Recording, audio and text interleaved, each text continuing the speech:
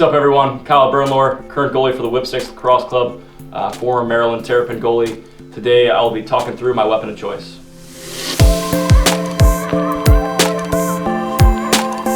So starting with the head, I'm currently using the Eclipse 2.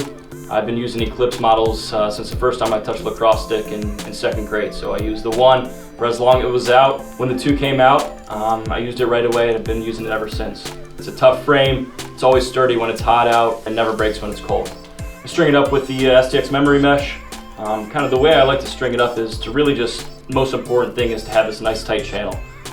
Having a tight channel, A, allows me to throw the best outlets I can throw, and B, it allows limited rebounds going stick side, off side, wherever I have to reach to. It really limits the ball shaking out. So I like to have my stick throw basically like an attacking stick. So not a lot of whip. It doesn't sail on me. I like to bring it back, fall through, and make it shoot like a normal stick. At the top, I keep it really tight at the top, starting with 2 nylon shooting strings and 2 hockey laces below. Pocket isn't crazy deep. I don't like to have a huge bag. I like to catch it, cradle, and get it out real quick. Those quick saves and rebounds are ready to go. From there, I use the STX outlet. It's my favorite shaft by far. Just one thing that I love about it the most is just the flatness on the back. I can remember back in college having a shaft that didn't have this flat grip, and just the constant shots, kind of wears into your hand a little bit there. So this flat back allows me to kind of settle into my stance a little bit, and also my hands never really get sore from the impact from the shots. A little detail about my tape setup. It looks simple, but there's a little method behind the madness. So I'm starting at the top, about 1 centimeter, 2 pieces of about centimeter wide tape here. I keep my first finger above it, my middle finger in between, and my ring finger below. All right, so this kind of locks me in a little bit, sort of kind of like how hockey players have it on their top hand. I feel like it's nice and locked where if any shot comes, I'll kind of be locked in there.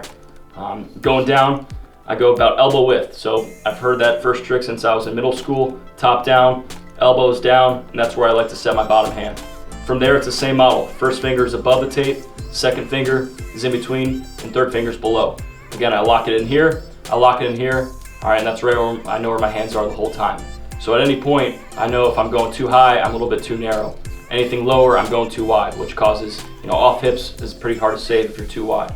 All right, so this is my sweet spot right here. And the below, just after I make a save, it all kind of transitions down. So bottom hand on the butt end, the tape goes up about the width of my hand, and then the top hand is ready to throw right where I had it previously set for my bottom hand.